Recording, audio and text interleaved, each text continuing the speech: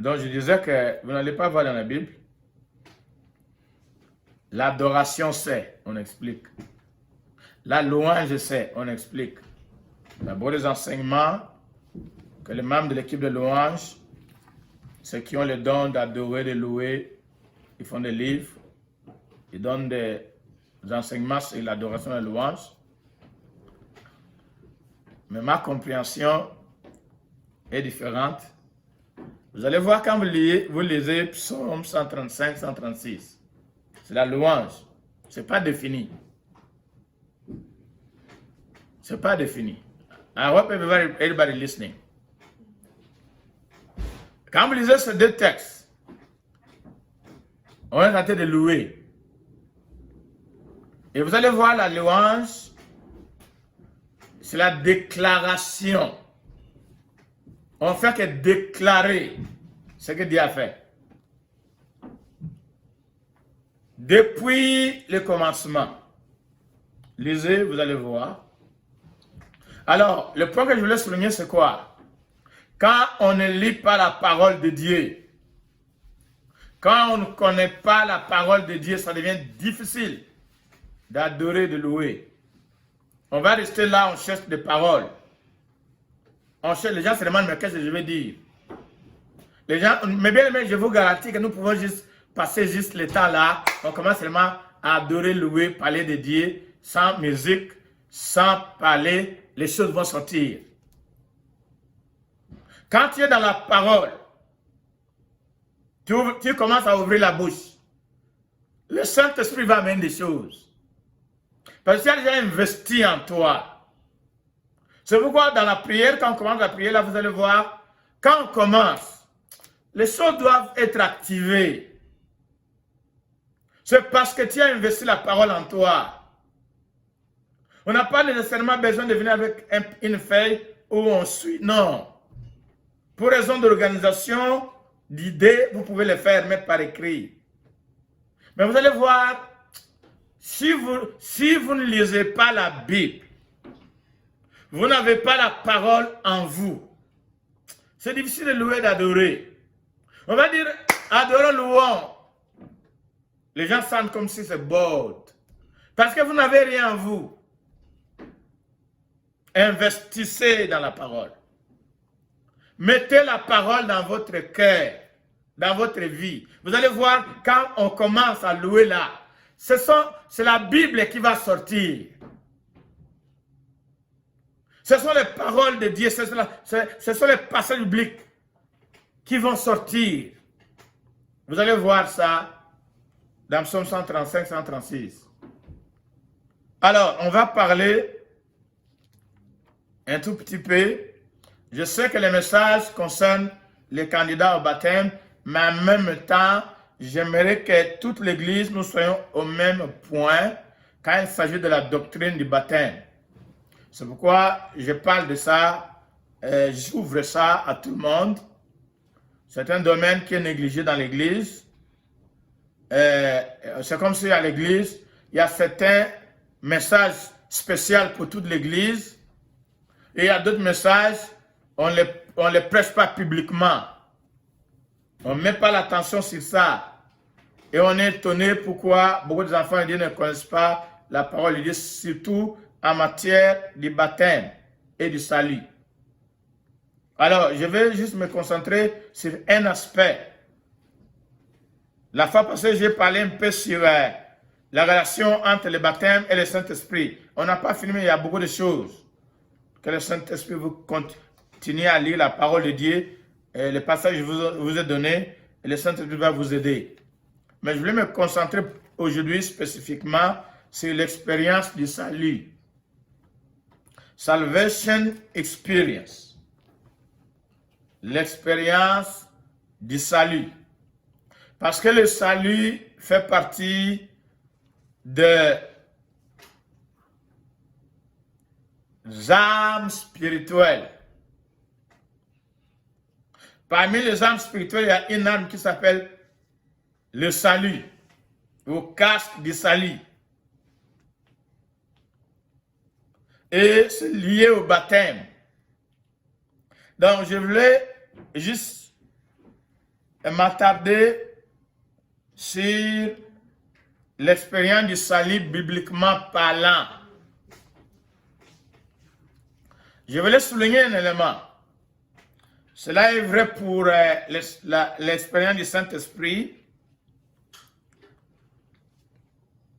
Dans la Bible, nous allons voir, il y a des expériences différentes, mais il y a un thème, une doctrine fondamentale de base pour laquelle tous doivent connaître. C'est le salut et le baptême. Pourquoi le salut? Parce que la personne, et suivez bien, si je n'ai pas encore parlé ça dans le passé, je le déclare maintenant, on ne peut pas être baptisé, ou en d'autres termes, la condition fondamentale et la seule condition pour le baptême, c'est accepter Jésus comme Sauveur et Seigneur. On ne peut pas être baptisé lorsqu'on n'a pas accepté Jésus comme Seigneur et Sauveur. Et nous devons tous nous mettre d'accord. Les passages peuvent varier, mais ça, c'est la condition fondamentale. Nous ne pouvons pas parler du baptême sans parler du salut. Parce qu'ils sont liés. According to the New Testament scriptures, according to the word of God that was preached in the first century church, you cannot be baptized without accepting Jesus as Lord and Savior. We cannot talk about baptism alone as something independent from salvation. Baptism is part of salvation. Baptism is part of accepting Jesus as Lord and Savior. We cannot just talk about baptism, and there is a mentality in the church today. People will just come to be baptized. That's not the way it's supposed to be. According to the Bible, the people who have to be baptized are the people who are saved, who have accepted Jesus as Lord and Savior. Matthew 16, 15 to 17. Those who believe and are baptized. Celui qui croira et qui sera baptisé sera sauvé. So, sauvé, on ne peut pas parler de baptiser seulement indépendamment du salut, indépendamment d'accepter Jésus. Nous avons présenté Jésus dans l'église du 19e et 21e siècle comme une entité à part du baptême. C'est un message incomplet. C'est un message incomplet. Le message de la Bible, à partir de la naissance de l'Église, Actes chapitre 2 et suivant. Et nous parlons de la grande commission qui a commencé dans Matthieu 28, 18 à 20, Marc 16, 15 à 16. Nous parlons de ça parce que c'est là que la commission a été donnée.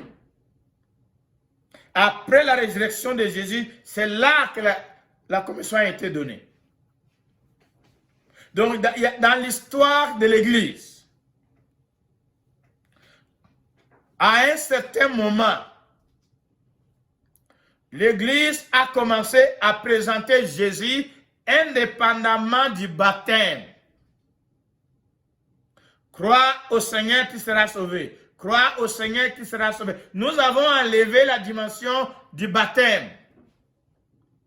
Mais le texte dit, celui qui croira et qui sera baptisé sera sauvé. Donc, le message du salut de l'Église primitive, commençant par Pierre et la suite, dans Acte 2, dans Acte 8, dans Acte 10, dans Acte 16, dans Acte 19, on n'a pas présenté Jésus seulement.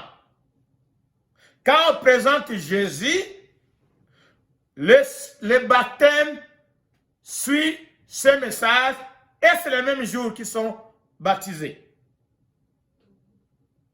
Donc, je suis en train d'adresser cette situation parce que nous sommes ancrés dans des messages qui sont incomplets. Nous avons 50 ans, nous avons 40 ans, nous avons 30 ans dans l'Église. La foi vient de ce qu'on entend vient de la parole de Dieu.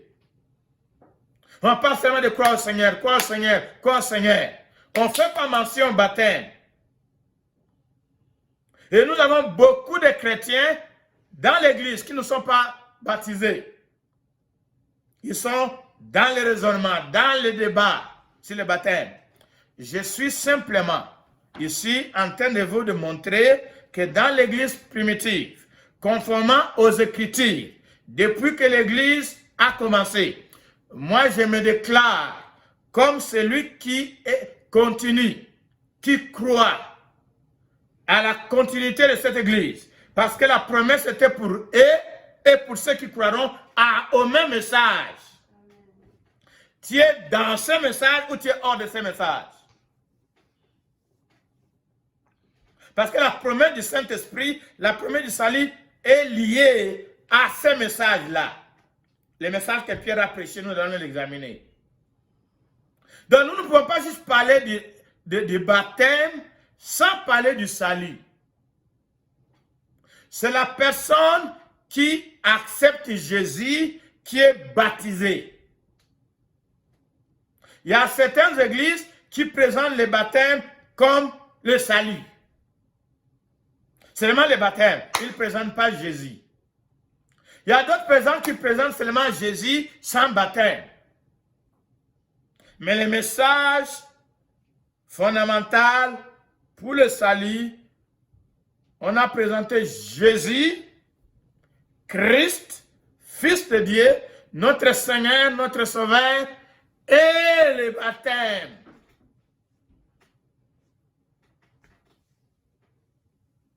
Alors c'est pourquoi I want to take some time de parler un peu du salut. Parce que nous voulons nous rassurer que nous plaçons la fondation dans les personnes qui se baptisent.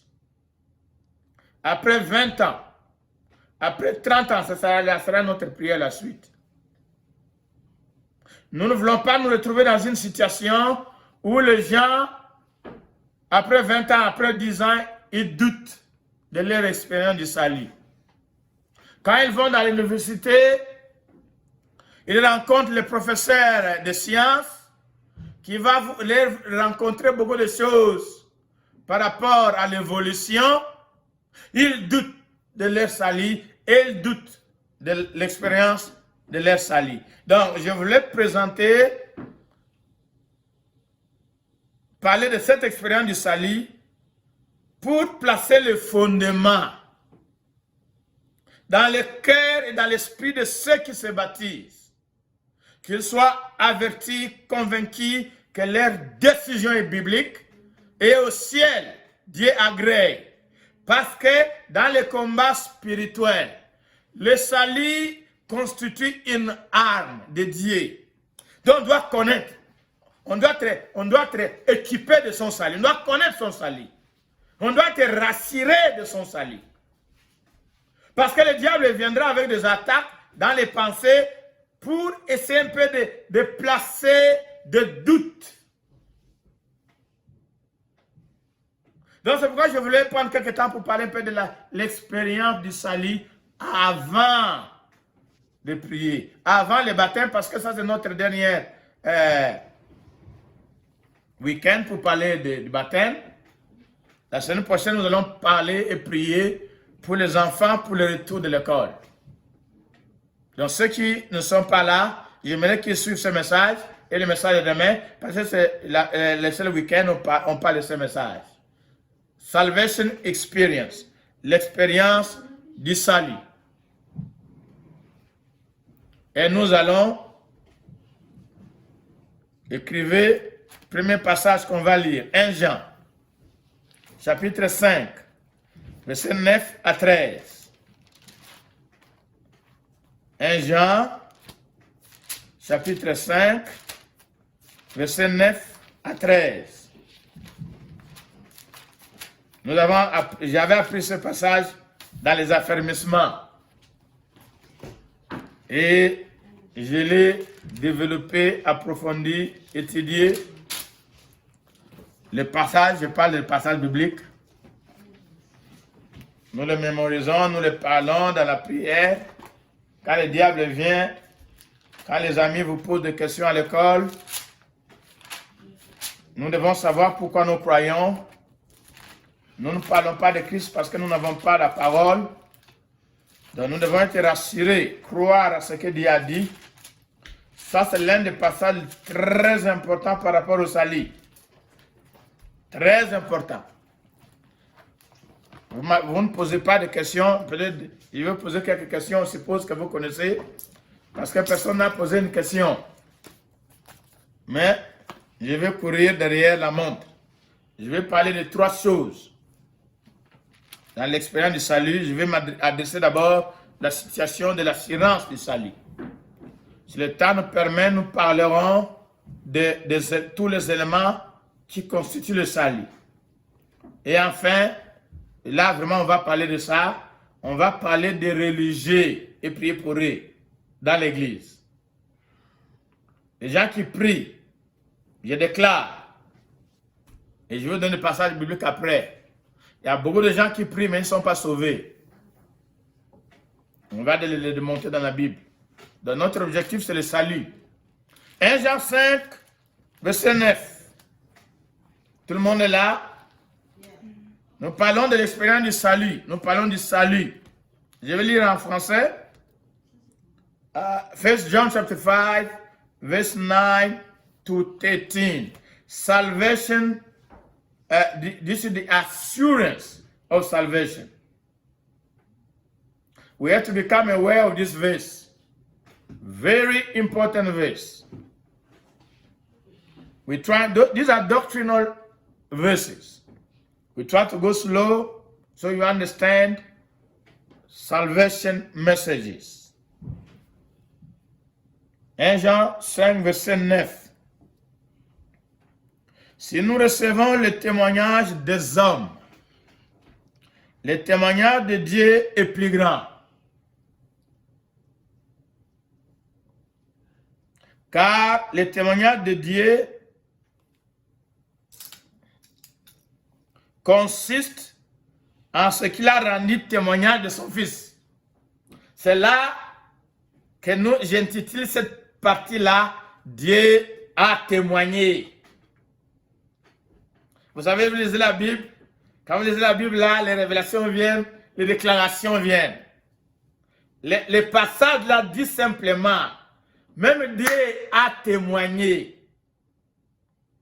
Il a témoigné au sujet de son Fils. Les gens disent, oh, Jésus c'est pour les chrétiens. Jésus n'est pas pour les chrétiens parce qu'il n'existait pas de chrétiens. Jésus, c'est le don de Dieu pour l'humanité. Nous devons avoir les arguments pour présenter l'évangile aux païens. Cette mentalité de dire Jésus c'est pour les chrétiens, Mohamed c'est pour les musulmans, ainsi de suite, ainsi de suite. Non. Dieu a présenté Jésus au monde, à tout homme. Ici, le verset 9 dit, Dieu a parlé, Dieu a témoigné au sujet de son Fils. Qu'est-ce qu'il a dit? D'abord, avant de voir ce qu'il a dit, au verset 10 dit quoi? Celui qui croit au Fils de Dieu a ce témoignage en lui-même. Celui qui ne croit pas le fait menteur. Donc, tout homme qui ne croit pas que Jésus est envoyé de Dieu, par Dieu, tous ces gens-là sont en train de déclarer que Dieu est menteur. Donc, quand nous lisons la Bible déclare que Jésus est le Fils de Dieu. Toi, tu renies. C'est-à-dire que tu es en train d'appeler Dieu menteur. Parce que c'est Dieu qui a témoigné. C'est Dieu qui a parlé de Jésus, qu'il est son Fils. Il a parlé où? Parce que je voulais avancer pour arriver là où nous voulons arriver. Je vous donne deux passages où Dieu a témoigné. Écrivez Matthieu chapitre 3, le jour du baptême, verset 13 à 17. Dieu avait parlé en public. Quand Jésus est sorti de l'eau, la Bible déclare les cieux étaient ouverts. Ce n'était pas une expérience cachée. Et je voulais vous révéler une chose. Parce que c'est un message évangélique. C'est un message de formation même des serviteurs pour l'évangélisation des ouvriers. On doit connaître. Quand on va présenter l'évangile, on doit connaître parce qu'il y a des questions qui sont posées. Mais bien aimé, il y a des prophètes dans des autres religions. Les révélations étaient en secret. Il n'y avait pas un témoin pour témoigner. Je ne voulais pas citer les noms, je ne voulais pas aller là-bas. Mais ça, ce sont des arguments pour démontrer toutes les autres religions-là. Leurs prophètes, je vous révèle. Quand vous posez, d'ailleurs, ils ne veulent même pas qu'on pose des questions. Sous peine de mort. Les révélations, vous allez voir quand vous étudiez les religions, vous allez constater que la révélation que leur prophète a réussi, c'était en privé, c'était en cachette, personne n'était là pour vérifier. Le seul message où il y a des témoins oculaires, où on peut vérifier des faits. Le jour où Jésus est sorti de l'eau, il n'était pas seul dans la rivière de Jourdain. Jesus was not alone. There were people. There were witnesses. Ce n'est pas une histoire cachée qu'on a inventée, que les gens du XXIe siècle aujourd'hui, les antichrists du XXIe aujourd'hui, ils écrivent des livres contre l'Église, contre l'Évangile, pour discréditer l'Évangile. Nous voulons vous révéler que les révélations qui sont dans la parole de Dieu n'étaient pas cachées, n'étaient pas en privé, en cachette. Quand le ciel était ouvert, Matthieu 3, 13 ou 14 à 17. Le jour-là, dans le Jourdain, il y avait des hommes et des femmes qui sont venus pour le baptême. Ce jour-là, le ciel était ouvert. Dieu avait parlé et Dieu a témoigné. Il a dit au monde entier, à travers les Juifs, il leur a dit, celui-ci est mon fils bien-aimé en qui j'ai mis toute mon affection. Témoignage numéro 1. Témoignage numéro 2. Matthieu chapitre 17. Écrivez.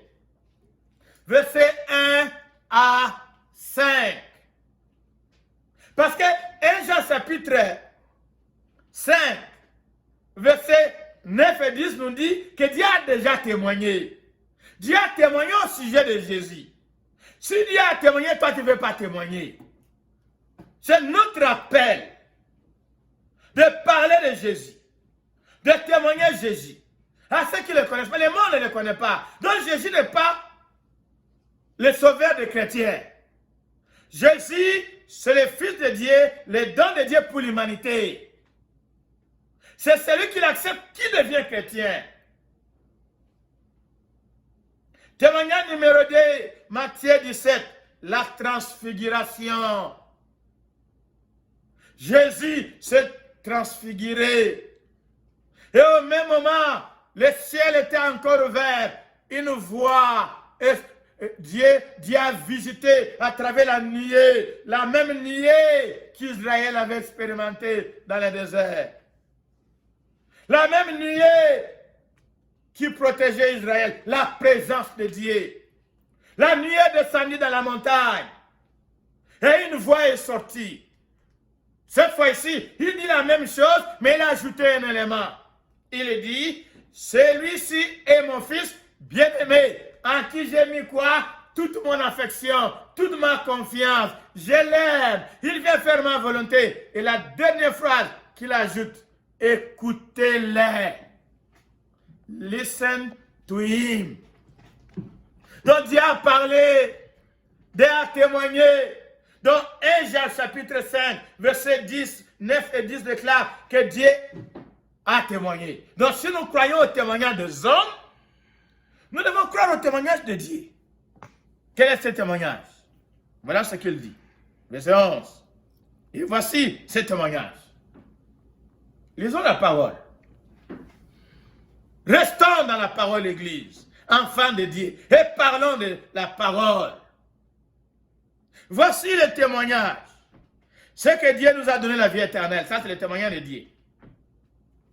Et que cette vie éternelle est dans son Fils. Or, ça, c'est le témoignage de Dieu. Suivez bien. Dieu dit qu'il a donné à l'humanité, aux hommes, aux femmes, aux enfants, à tout le monde, la vie éternelle. Il l'a placée dans son Fils. Verset 12. C'est lui qui a le Fils, a la vie. C'est lui qui n'a pas de Fils, il n'a pas de vie. Alléluia. C'est simple, non? Conclusion logique. Marc, chapitre 16, verset 15 à 16. Celui qui croira et qui sera baptisé sera quoi? Sera sauvé, la vie éternelle. Celui qui ne croira pas sera quoi? Condamné. Dieu nous a donné le témoignage. Quel est son témoignage? Il dit, il a donné la vie aux hommes. Parce que les hommes sont dans la mort. Sont perdus. Dans Adam. Tout homme. Toute femme. Tout être humain. Mais Dieu témoigne. Dieu déclare qu'il nous a donné la vie. C'est cette vie qu'on appelle la vie éternelle. Il l'a placée en Jésus. Et il dit, quand tu as le Fils, tu as la vie. Quand tu n'as pas le Fils, tu n'as pas la vie. Donc celui qui est baptisé, c'est celui qui a le Fils en lui. C'est le verset 11. Verset 12, excusez-moi. Celui qui a le Fils a la vie, celui qui n'a pas le Fils n'a pas de vie. Et verset 13, voilà ce qu'il dit. Je vous ai dit ces choses afin que vous sachiez que vous avez la vie éternelle. Vous qui? Vous qui croyez. Est-ce que c'est tout le monde? Non. Est-ce que tout le monde est enfant de Dieu? Non. Jean 1, 11, 12, 13. Dieu nous a donné la vie. Dieu nous a donné la lumière. Jésus, la lumière. Elle est venue chez les siens ne l'ont pas reçu. Les mêmes apôtres. À tous ceux qui l'ont reçu. Là, il parle de cette lumière-là. De cette parole-là. Dans le verset 14, Jean 1, 14, cette lumière, cette parole est devenue chère chez Jésus. Et à tous ceux qui l'ont reçu, Dieu leur a donné le pouvoir de devenir enfants de Dieu. On devient. Ici, il dit, je vous dis ces choses afin que vous sachiez que vous avez la vie éternelle. Il ne dit pas que vous aurez la vie éternelle quand Jésus reviendra. Non! La vie éternelle habite en vous quand Jésus vient en vous.